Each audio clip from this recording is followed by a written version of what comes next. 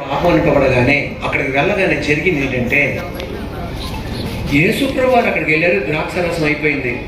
అందరూ ఏమన్నా తెలుసా, యేసేని పిలిచారు, అందుకే ద్రాక్షరసం అయిపోయింది. యేసేని పిలిచారు, ద్రాక్షరసం అయిపోయింది. యేసేని పిలిచారు, ద్రాక్షరసం అయిపోయింది. కానీ గొప్ప అద్భుతం ఏంటంటే, నా వైపు చూస్తున్నారు అర్థం కావట్లా, ఒకరికొకరు చూసుకున్నారు అర్థం కావట్లా, మీ వైపు చూస్తున్నారు అర్థం కావట్లా. పెళ్ళయ్యే వాళ్ళకి ప్రతి ఒక్కరికి 6 నెలలు ఇలా తిమ్మిరిగా ఉంటుంది. మీరు అనుకోవచ్చే, అదేనా నా తిమ్మిరి అని. తిమ్మిరి అంటే ఇలా ఉంటుంది. బండి మీద వెళ్తాం అనుకోండి, 2 బండ్లు డీప్ ఉన్నాయనుకో, ఒక బండి ఎవరొకరు కింద పడతారు, ఏం తగిలిద్ది? దెబ్బ తగిలిద్ది. దెబ్బ తగిలితే ఆ భాగం అంతా ఎలా ఉంటుంది? తిమ్మిరిగా ఉంటుంది. అప్పుడు డాడీ వచ్చి అడుగుతాడు, ఎరా పెద్దోడా దెబ్బ తగిలిందంటే తగల్లా. అమ్మ వచ్చి అడిగితే, ఎరా పెద్దోడా తగిలిందంటే తగల్లా. ఎందుకని? ఆ భాగం అంతా ఎలా ఉంది? తిమ్మిరిగా ఉంటుంది. అరగంట తర్వాత ఏం వదిలిపోద్దంటే తిమ్మిరి వదిలిపోద్ది. తిమ్మిరి వదిలిపోగానే నాన్న, అమ్మ, బాబాయ్, పిన్ని కేకలు పెడుతుంటాడు. డాడీ అడిగేళ్తాడు, ఏరా పెద్దరా ఏమైందంటే, నొప్పిగా ఉంది డాడీ అనగానే డాడీ ఏమంటాడు తెలుసా, అప్పుడే చెప్పావురా, ఇప్పుడేంటి చెప్తున్నావు అంటే, అప్పుడేం అనిపించలా, ఇప్పుడు అనిపిస్తుందని. అలాగే పెళ్ళయ్యే ప్రతి ఒక్కళ్ళకి 6 నెలల్లో తిమ్మిరిగా ఉంటుంది. మీరు అనుకోవచ్చు నీకెలా తెలుసని. నేను కూడా 2002 అక్టోబర్ 23వ తారీఖున మురళీకృష్ణ గారి లాగా, ప్రియ చెల్లి కీర్తి లాగా నేను కూడా కూర్చున్నా. నాకు తిమ్మిరిగానే ఉంది. నేనేమనుకున్నానంటే, ఆ అయ్యగారు అమ్మగారిలా ఉండకూడదు, ఈ అయ్యగారు అమ్మగారిలా ఉండకూడదు, ఈ అయ్యగారు అమ్మగారిలా ఉండకూడదు, ఈ అయ్యగారు అమ్మగారిలా ఉండకూడదు. అందరికీ 6 నెలలకు తిమ్మిరి దిగిద్ది, నాకు 2 నెలలకే తిమ్మిరి దిగింది. ఈ మధ్యన ఒక తమ్ముడిని పెళ్లి చేశాను. నా ప్రతి పెళ్ళి చెప్తే మురళీకృష్ణ లాగా, కీర్తి లాగా వాళ్ళు కూడా కూర్చున్నారు. ఎప్పుడు నా పెళ్లి ప్రసంగం వెళ్ళా. ఇదివరకు ఇన్ని వాళ్ళైతే తెలిసిద్ది. ఆ తమ్ముడు అంటాడు, అందరి ముందర తిమ్మిరి అనొచ్చా, ఏమనుకుంటారు బంధువులంతా, నా పక్కన కూర్చున్న భార్య ఏమనుకుంటుంది అనుకుని పాప ఆయనే. కానీ నన్ను అడిగే దేవుడు కొంత ధైర్యం లేదు దానికి. మా చర్చి వెనకాల చిన్న ఆఫీస్ ఉంది, అందులా ఉంటుంది. అక్కడికి వచ్చాడు, ఏంటన్నా ఇట్లా అన్న వచ్చాడు. అన్న ఏంటన్నా, ఏం తమ్ముడు అన్న అంటే, అన్నా నువ్వు పెళ్లి చేసినప్పుడు ఏమన్నావు అంటే, నీకు అందరికి 6 నెలలకు తిమ్మిరి దిగిద్ది, నీకేమో 2 నెలలు దిగిందన్నావు. నేను ఎంతో బాధపడ్డాను. అందరి ముందు అలా అనొచ్చా, తిమ్మిరి అంటాడేంటే. కానీ అన్నా నీకేమో కానీ అందరికి 6 నెలలకు తిమ్మిరి దిగింది, నీకు వీణకకి 2 నెలలు దిగింది. నాకు ఫస్ట్ రోజే తిమ్మిరి దిగిపోయిందన్నా అంటే దానికి అర్థం, మురళీకృష్ణ, చెల్లి కీర్తి, మీకు కూడా తిమ్మిరి దిగిపోద్ది. మరి ఎప్పుడు దిగిపోతుందో తెలియదు, దిగిపోద్ది. కానీ నేను చేసింది మీరు చేస్తే సక్సెస్ అయిపోతారు. మురళీకృష్ణ వాడు ఈ నల్ల గ్రంథం ఉందే, మురళీకృష్ణ కులాన్ని మతాన్ని మార్చేది కాదు, మన జీవితాన్ని మార్చేది, మన హృదయాన్ని మార్చేది, మన గమ్యాన్ని మార్చేది. దేవునికి మొదటి స్థానమే. అరగంట చేతులు పట్టుకొని ప్రార్థన చేసుకోండి. 15 నిమిషాలు వాక్యం చదవండి.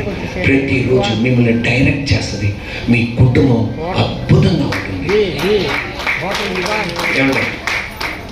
అమ్మలందరినీ ఒక పక్క తీసుకురండి, నాన్నలందరినీ మరో పక్క తీసుకెళ్ళండి. అమ్మలందరినీ ఒక పక్క తీసుకురండి, నాన్నలందరినీ మరో పక్క తీసుకెళ్ళి నాన్న లేనప్పుడు అమ్మను అడగాలి, అమ్మ లేనప్పుడు నాన్న అడగాలి. అమ్మను పిలిచి, అమ్మ నీకెంత మంచి నాన్నకి ఇచ్చాడు, ఎంత మంచి భర్తనిచ్చాడు అంటే, అమ్మ ఏమంట తెలుసా, నాన్న ఎక్కడ ఉన్నాడే, ఆఫీస్కి వెళ్ళిపోయాడంటే అమ్మ ఏమంటదంటే, నా కడుపులో మాట చెప్తున్నానమ్మా, నా కడుపులో మాట చెప్తున్నాను నేను కాబట్టి మీ నాన్నతో ఎంత మంచి భార్యనిచ్చాడంటే. నాన్న అంటాడు, అమ్మేదే 4వ అంతస్తు పైన బట్టలు ఆరుతుందంటే నానేమంటాడు తెలుసా, నా గుండెల్లో మాట చెప్తున్నానమ్మా, నా గుండెల్లో మాట చెప్తున్నానమ్మా, ఎవరికి చెప్పకు, మీ అమ్మకు చెప్పకు, చొక్కలు చూపెట్టేసిందమ్మా, నేను కాబట్టి నీతో మీ అమ్మతో ఉన్నా అంటే. ప్రతి అమ్మ త్యాగం చేసింది, ప్రతి నాన్న త్యాగం చేశారు. ఇది శ్రేష్టమైంది, కలిగింది శ్రేష్టమైంది కాదు. అందరూ పెళ్లి చేసుకుంటున్నారు, కానీ శ్రేష్టమైనగా నేర్పించాలి. ఈరోజు ఇక్కడ కూర్చున్నా మీతో చెప్పేది, నజరేయుని యేసు నామములో త్యాగం చేయాలి, సాక్రిఫైస్. పెళ్ళంటే లవ్ కాదంట, పెళ్ళంటే కమిట్మెంట్ అంట. ఎటువంటి కమిట్మెంట్ అంటే బైబిల్ గ్రంథంలో నీ దేవుడే నా దేవుడు, నీ జనమే నా జనం, మరణము తప్ప మన ఇద్దరిని ఎవరు వేరు చేయకూడదు. ఒకటి మీ ఇద్దరి మధ్యలో మీ అమ్మ నాన్న రాకూడదు, మా తమ్ముడు రాకూడదు, కృపాణి సంఘం రాకూడదు, నేను రాకూడదు, ఎవరు రాకూడదు. మీ ఇద్దరి మధ్యలో దేవుడు ఒక్కడే సరైన వ్యక్తి. అంటే ఎందుకు చేస్తున్నా అని పెళ్ళైన వాళ్ళు, పెళ్లి కాని వాళ్ళు కాదు అంటే ఒకసారి మీ అమూల్యమైన చేతులు చూడాలనుకుంటున్నాను. చేతులు పైకి ఎత్తండి. ఒక్క చౌదరి గారు మాత్రమే ఎత్తారు, మరి ఆంటీ గారు మాత్రం ఎత్తలా. సత్యం చెప్పేసింది ఆంటీ.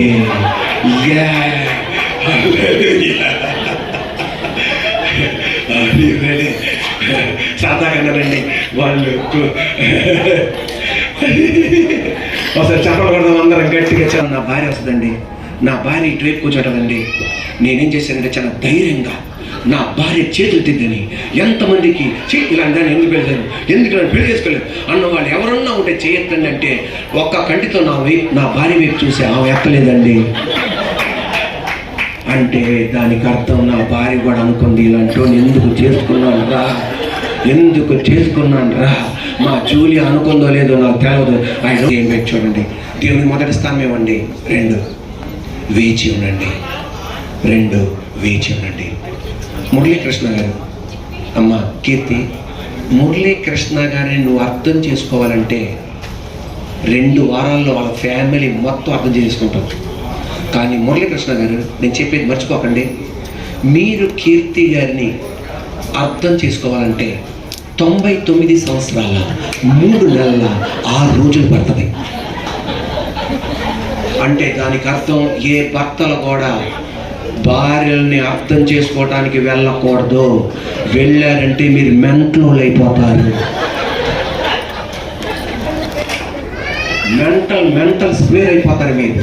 అందువలన భార్యని నువ్వు ఏ పరిస్థితిలో కూడా అర్థం చేసుకోవడానికి వెళ్ళకూడదు. ఏమన్నాలంటే అర్థమైపోయింది వెళ్ళిపోతాను. నువ్వు 2nd చాప్టర్ కలగానే 1st చాప్టర్ అర్థమైంది, 3rd చాప్టర్ కలగానే 2nd చాప్టర్ అర్థమైంది. కుటుంబం అద్భుతంగా నడుస్తూ ఉంటుంది. ఒకటే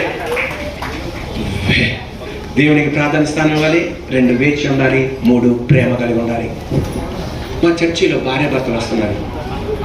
దేవుని సన్నిధిలో తాతగారు ఉన్నారు, మామగారు. ఎక్కడి నుండి ఎక్కడి దాకా చేయి ఉండదు, మో చేతులు మాత్రమే ఉంటాయి. ఇది కొంతమంది భర్తలు భార్యలు ఉన్నప్పుడు డబ్బా మాటలు చెప్తుంటారు, భార్యలు భర్త గురించి డబ్బా మాటలు చెప్తుంటారు. కానీ ఇలా కాదు. ఇక్కడ జరుగుతుంది ఏంటంటే భర్త గారు అంటే తాతగారు, మామగారు లేరు, మో చేతులు మాత్రమే ఉన్నాయి. ఆ తాతగారు చెప్తున్నా ఏడుపు చేసిందండి. పెళ్ళైన 6 నెలలకే 2 చేతులు పోయిన ఎలక్ట్రిక్ షాక్కి ఆ తాతగారు చెప్తున్నారు. పరిశుద్ధ వివాహం ఇలాంటివి చెప్పినందుకు నన్ను బాధపడకండి, సత్యం చెప్తున్నాను.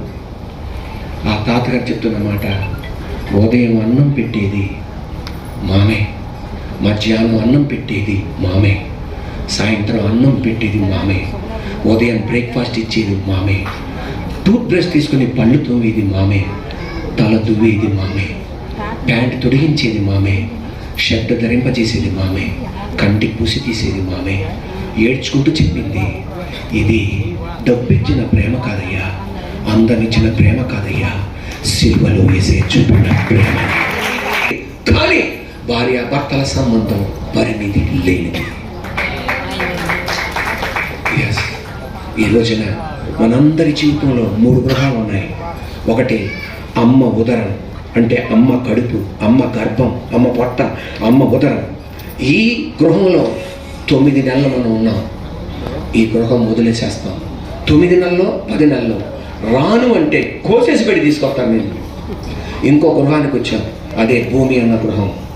బాదం పప్పు తిన్నా సత్తం, జీడిపప్పు తిన్నా సత్తం, మార్నింగ్ వాక్ చేసినా సత్తం, మధ్యాహ్నం వాక్ చేసినా సత్తం. నా పాయింట్ అది కాదు. ఈ భూమి అన్న గృహం కూడా వదిలిపెట్టేస్తాం. ఇంకో గృహం ఉంది, అదే శాశ్వతమైనది, స్వర్గము నరకము. యేసయ్య ద్వారా మనకి స్వర్గం. అందుకే 2 చేతుల్లో మేకులు పొడుచుకున్నాడు. 2 కాళ్ళలో మేకలు పొడించుకున్నాడు, తలలో ముళ్ళకిరీటం పొడించుకున్నాడు, డొక్కలో పొడిపించుకున్నాడు, చనిపోయి సమాలను తిరిగి లేచాడు. యేసు ప్రభువు వారి ద్వారా స్వర్గం. ప్రార్థన చేసుకున్నాడు.